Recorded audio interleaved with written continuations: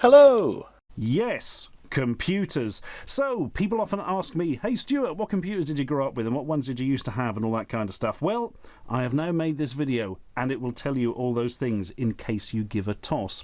So to cut a long story short, yeah, growing up sort of in the early 80s and that, it was all the kind of home computers and games consoles weren't much of a thing.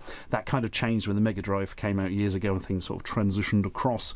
If you want to know what games consoles I didn't have a contemporary one until the bloody Sega Saturn came out, by which time I had a job and I just sort of bought them all going forward. Although I did have a Game Boy beforehand, and before that I had an Atari Lynx, which I really liked, but the games were too bloody expensive. Anyway, yes, computers.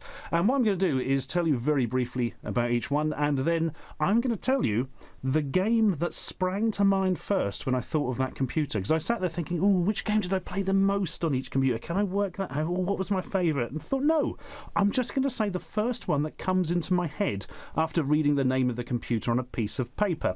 So, I'm going to start with a computer that was actually given to me by my uncle, and I had it for about 6 months until Christmas when I got a much better one.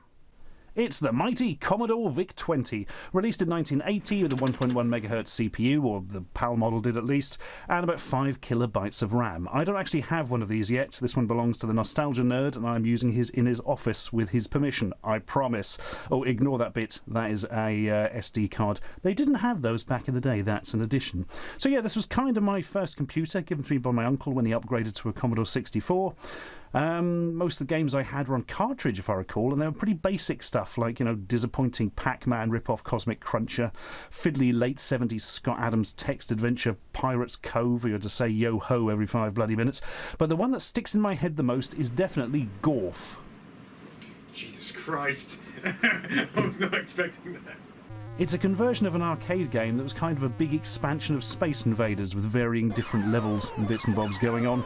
There's like a Galaxians rip-off level with lasers and a sort of vaguely Tempest-y rip-off level, all that kind of stuff. In fact, at the end of it, you have to blow up the enemy flagship and it has its own force field instead of you having one like in the first level and in Space Invaders. And that blew my mind at the time. But yeah, I have quite fond memories of this. It's a good version on the VIC-20, a very playable game. And of course, most importantly, Gorf is frog backwards.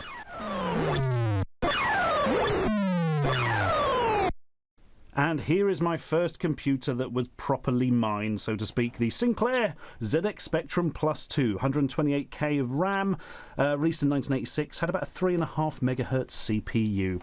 And this is one of the models from an Amstrad, had bought out Spectrum, so built-in cassette recorder, which is a fucking design flaw, really, because if it breaks, you can't plug one in. They didn't give you an external socket for it. This brings back memories. This isn't the actual one I had. That's gone now, but covered in dust, or it's been sitting on a bloody shelf for a while. Should plug it in and do some stuff with it, really. Those were the days. The days of Sinclair SJS1 joysticks. That's a video all in itself, frankly. Anyway, I bloody loved this thing. Got it for Christmas 1986, and the first game that sprang to mind when I thought of it was Renegade. Now, Renegade is a conversion of the arcade game Renegade, which is a westernised version of, I can't remember the name, Kunio-kun or something? Sort of a running abouty beat-em-up type game, which ended up spawning Double Dragon and like a million billion other games. River City Ransom came from it, all that kind of stuff. So Renegade is really weird, because it's one of the very few games where the ZX Spectrum conversion is a far better game than the arcade original. The actual arcade game is a right sort of fiddly, not much fun mess, frankly. I don't know whether they bothered bloody converting it, but I'm glad they did, because they somehow put in a load of extra gameplay and fun when converting it to their home computers. It was such a big hit, they actually spawned a 8-bit home computer specific sequel called Target Renegade, which is a much more sprawling game with 2 simultaneous players and you can pick up weapons, and it's all very good. But yeah, it's a good game. Basically, your girlfriend or whatever has been kidnapped by an evil man and you must beat up various people to go and beat up the man and get her back. A classic hero's journey, if you will, just with more flying kicks.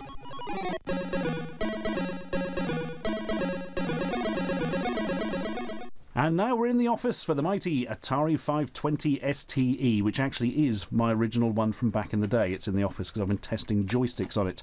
It was basically a slightly upgraded version of the standard Atari ST, had an 8 MHz CPU, and I upgraded mine, get this, to an astonishing 1 megabyte of RAM. Ooh. I think that technically kind of makes it a 1040 STE. Can't remember if there are any other differences these days.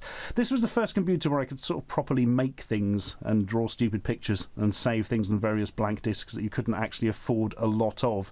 Those were the days. And me and my friend Phil spent countless hours playing, well, an awful lot of games, but mostly Chaos Strikes Back. Now, Chaos Strikes Back is the sequel to Dungeon Master, which is sort of the seminal dungeon crawling game of the time. And Chaos Strikes Back is such a brilliantly designed game. It's really, really sort of... It's about as complicated you can make something before it gets confusing and annoying, is the way I would put it. Basically, you have to go and stop the evil Lord Chaos who's doing bad stuff, blah, blah, blah. Basically, big old quest, pick 4 champions, go and kill a lot of bloody monsters, get a lot of loot, that kind of stuff. We only ever completed this by having to cheat with a save game editor to open a door. We could never do it without actually cheating, which is a shame. And that was the only cheat we did through the whole game, open one door, but still, we feel very bad for it. And as the Atari ST kind of died off in the twilight years, the Commodore Amiga had various upgrades which kept it a-going, so I bought one off a bloke at school. Not this specific one, I've only had this a few days, actually, to replace my other one, which went a bit daffy, probably after playing too many terrible old games on it. So yeah, Commodore Amiga 1200. 14 MHz CPU, 2 megabytes of RAM, mystery key, everything you could want. Although I must say, I had a job by this stage when this bugger came out, so I spent half my money, of course, upgrading it. I fitted mine with like an accelerator board, which effectively pushed the CPU up to about 25 megahertz, added 6 megabytes of RAM, had a CD-ROM drive, even had a device that captured video at one stage. Now, I've got no idea why. I don't know what I used it for. Deary me. Anyway, those were the days. And there's the floppy drive, which is usually the first bit to rust. So there's a nice bit of info for you. Now, an odd one for the game, because it was a game that just sprang to mind, and yet it wasn't kind of one I thought would. It is Pinball Illusions, specifically the Law and Justice table. I mean, I was never really any good at these pinball games, but I did enjoy playing them. So Pinball Illusions is like the third in the holy trinity of Amiga pinball series. It was Pinball Dreams first, then Pinball Fantasies, then Pinball Illusions. And I don't know why Pinball Illusions sprang to mind in such a way, because my favourite pinball game on the Amiga is actually Slam Tilt, which came after those three. But yeah, I mean, it's still a really, really good pinball game. Fantastic tables. Yeah, the Law and Justice one here probably being my favourite, if I recall. Nice Amiga 1200 enhancements for more colours and stuff. And it's just so much fun to play. I still go back and play these games about once a year at least. There are versions for various computers, so if you've never played them, go and have a go. I could not recommend them highly enough, really. So in December 1996, the old 16-bit computers were frankly just too far gone. So I built my first PC, and with the help of somebody else. And it had this exact processor in. I don't mean this exact type. I mean literally this processor. I took it out when we scrapped the machine. I've had it sitting in a drawer for, well, an awful lot of years. 22, in fact. Yeah, it's a Pentium 200 MMX. Yes, MMX technology. Everyone remember how marvellous that was? It probably had about 64 megabytes of RAM. Dunno. I had a really crap graphics card in, which was bloody useless. And I remember buying a Matrox Mystique graphics card to replace it, which was much better. But back in those days, there was no 3D acceleration. That came along slightly afterwards. In fact, I bought a Matrox M3D card, if you remember those, which was like an add-on for the Mystique, which gave it fantastic 3D rendering capabilities on the fly for your amazing super games. Except it was compatible with precisely fuck all. I got it for like 30 quid in PC World because they were just knocking them out because nobody wanted them. It basically only worked with Quake 2. And eventually they patched Jedi Knight and it worked with that from what I remember. Oh dear. Ah, crikey, those were the days. And then after that you just kind of keep upgrading the computer, don't you, every so often with the PCs, really. My next one, oh god, I'd fallen behind on the technical know-how, so I didn't really know how to build one at the time, so I had to go and buy one. And I bought one from PC World, and it was an awful, absolute piece of shit. Advent Pentium 3 450. absolutely dreadful machine, mainly because the Pentium 3450 was like one of the slowest bloody processors Intel ever brought out as a new thing. It was an awful thing. It really was. I mean, it's fairly stable, but it was just slow at bloody everything.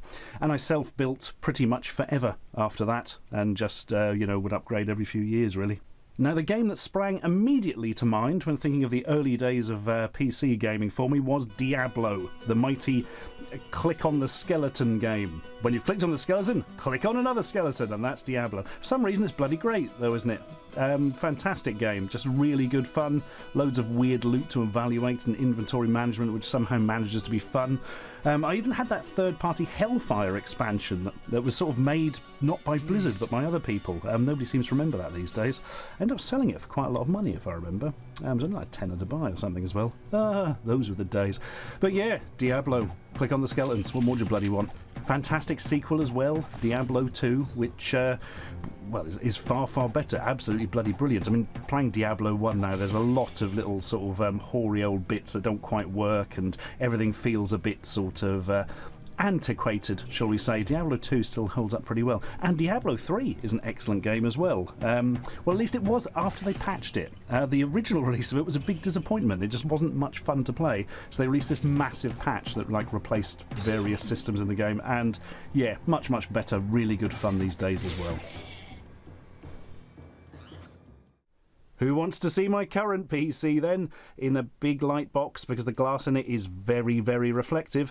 It's an absolute beauty, built by the lovely people at Overclockers. It's the first PC I haven't built myself for nearly 20 years, in fact, mainly because I couldn't build something this well.